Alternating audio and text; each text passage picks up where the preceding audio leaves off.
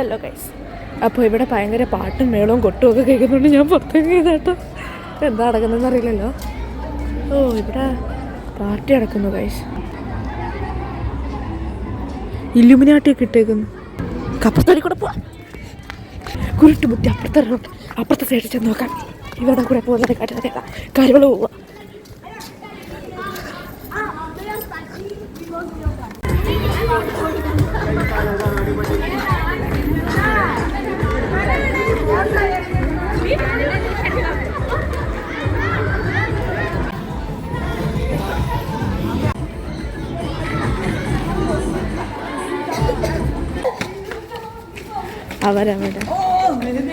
അവരവിടെ എന്തോ കരോള് പോലൊക്കെ നടന്നതാണ് കേട്ടോ. കരോളാണെന്ന് എനിക്കറിയില്ല, കാരണം ഞാൻ കരോള് കണ്ടിട്ടില്ല.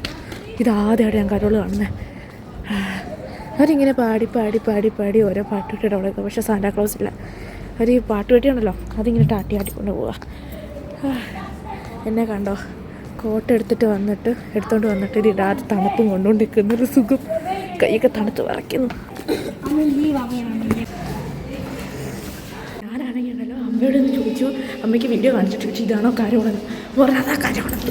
എൻ്റെ മനസ്സിലെ കരോളുണ്ടല്ലോ, ഈ സിനിമയിലൊക്കെ കാണുന്നതൊക്കെ സാന്റാക്ലോസ് ഇങ്ങനെ ഈ കമ്പും കോലല്ല എന്തൊക്കെയാണ് കഴിഞ്ഞോടെയെല്ലാം എന്തൊക്കെയാണ് കൊണ്ടുവന്നിട്ട് ഇങ്ങനെ തുള്ളിച്ചാടി കളിക്കുന്നതായിരിക്കും കരോളെന്ന്.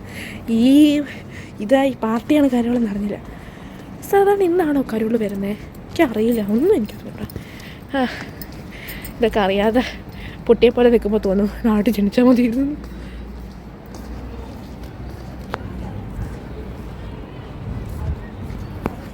ഇവിടെ എനിക്ക് രാത്രി വരാൻ ഭയങ്കര ഇഷ്ടമാണ്.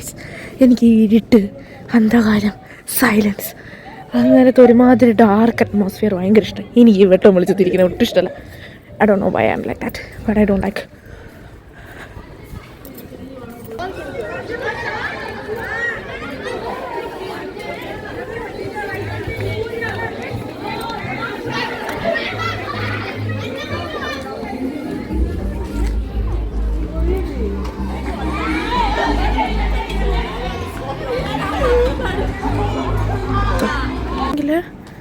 ശരിക്കും ദേഷ്യം വന്നു.